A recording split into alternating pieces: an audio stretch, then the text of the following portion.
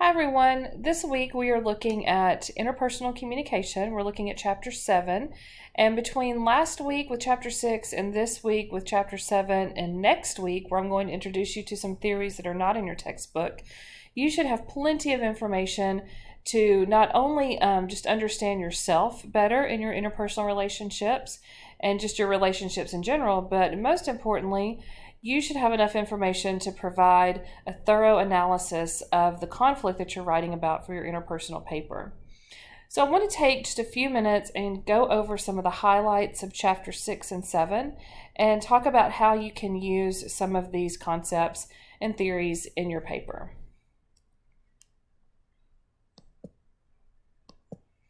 So chapter 6 talks about the interpersonal relationships process. And there are a few things that stand out in this chapter that I think are relevant to the work that you're doing for the paper, and then also on a larger scale, just your relationships in general. And the first is this idea of relationship culture. All relationships have their own culture, their rules, their rituals, and their schema. And a schema is kind of your idea of what an ideal relationship might look like. It's kind of what you compare your relationships to. So we all have a schema for how we view a good friend, a good family member, the job that we like, all things in life we have schemas for. We have ideas. We've taken all of our past experiences and we store those in our brain and we form ideas, and then we use those ideas to compare to our current situation. So when looking at your relationship, oftentimes you are comparing that to past relationships to get an idea of kind of where you stand. And within the relational culture, we have the schema, and then we also have relational routines or patterns. Patterns in relationships are very powerful because they tell us things. How things have happened in the past typically predict how things will happen in the future. So it's important to be able to recognize those patterns, and maybe you'll find that as you're looking at your conflict for this paper, that conflict is part of a larger pattern of communication with this person.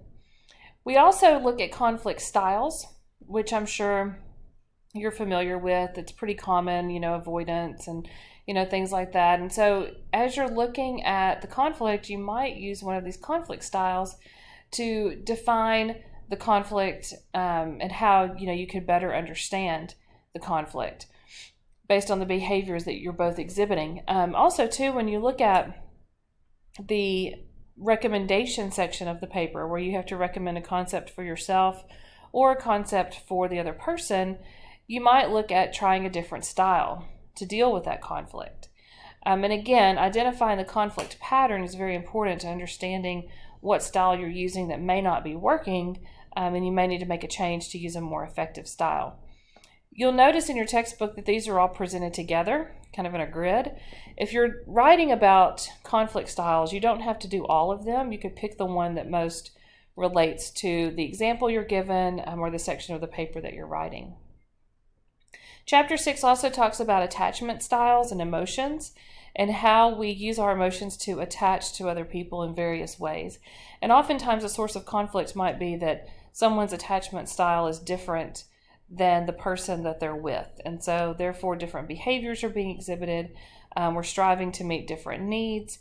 And so you may find that the source of your conflict is related to how you are attaching yourselves to one another. And then I think one of the most important aspects of chapter 6 is self-disclosure, because this really does determine how close you are to the person that you're in the relationship with. And the self-disclosure is going to vary depending upon the depth that you want in that relationship. Some relationships just stay at the very high level of self-disclosure. We don't share a lot. We're casual acquaintances, people you may see semi-regularly, and you typically have kind of the same scripted conversation with. But if you really want to get to know someone, you will choose to self-disclose more information, and you'll peel back that onion that your book talks about. But self-disclosure is risky. And so that's why we typically don't share everything about ourselves at one time. That can be an overload. So we kind of have to measure the risk and determine, is it worth it to share this piece of information about yourself? And then hopefully what you're going to find is that there's some reciprocity.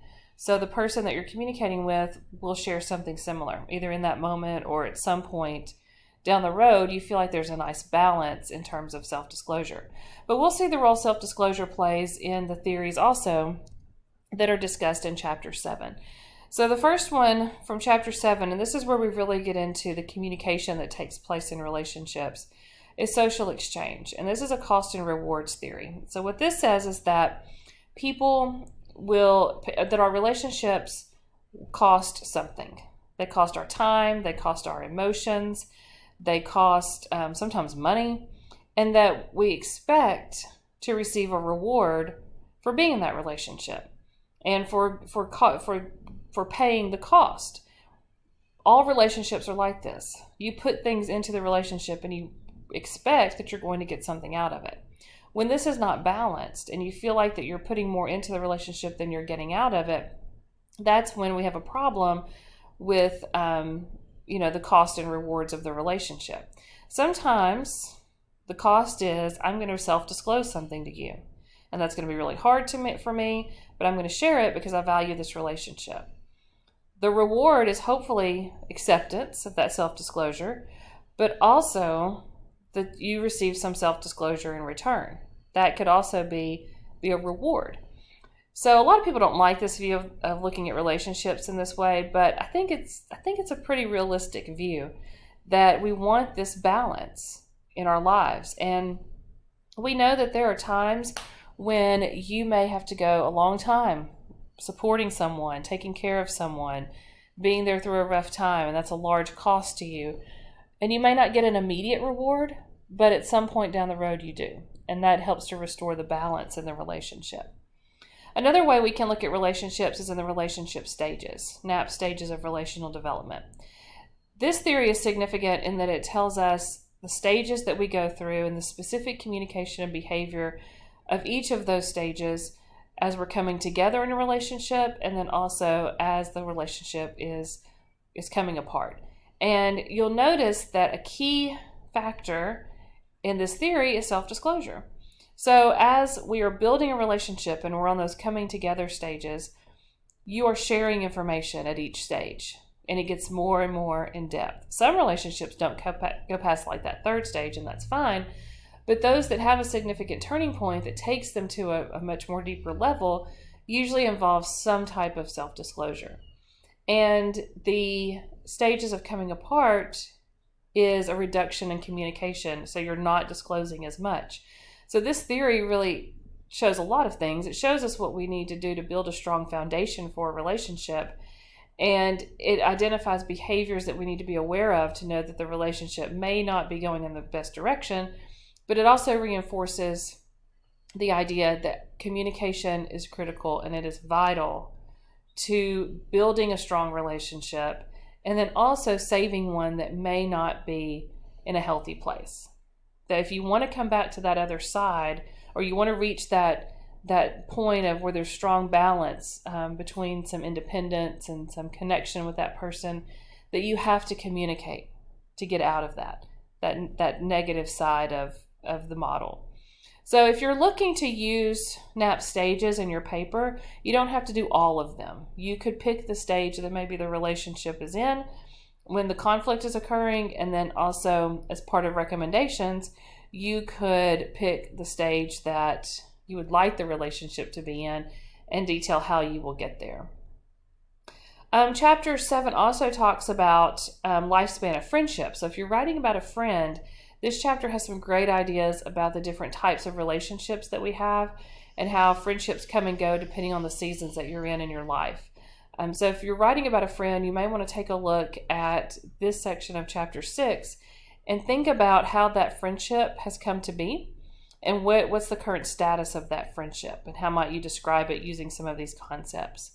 And then we also have families. Families have different communication patterns, and it's all based on conversation and conformity. So how much freedom does your family allow in the relationships and in the family culture versus also how much communication takes place. So are you from the type of family where children are seen and not heard?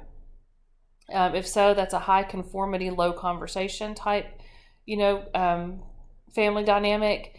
We also have ones where the conformity is low, where you are free to be whoever you want to be, and the conversation is high, and there's a lot of communication.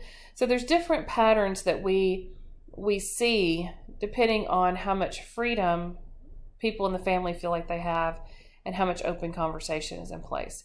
So if you're writing about your family, take a look at those family communication patterns, and they may give you some insight into the type of communication that you have within your family unit.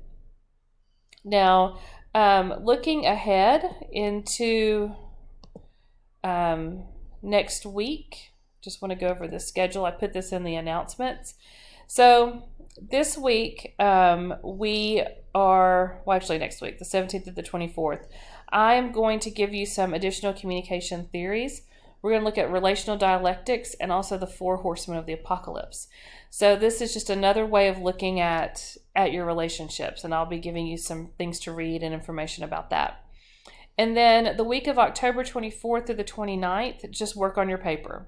So don't feel like that you have to choose all of your theories now. You know, it's good to get through this week looking at chapter 7, completing those assignments. Next week, I'm going to give you some new theories to think about, and then I'm just going to give you a few days to write. And as you write your paper, you are welcome to send me drafts to look at, paragraphs to look at, just to make sure that you're on the right track. But this will be the week that we focus on the paper. And then on 1031 through 11:6, we're going to start public speaking. And we'll spend 3 weeks or so on your speech, and then the semester will be over. Crazy. It's gone by very fast. So in thinking about your speech, I do want to give you a heads up that you will need to present this speech with an audience of about 6 to 7 people. So you need to be thinking about who you want to get together to present your speech, and then you'll record that, and then you'll submit it. But we'll go over that more later. Just kind of be thinking about who those 6 to 7 people might be. So let me know if you have any questions about how to use any of these theories in your paper, and anything else, about the assignments that we're working on.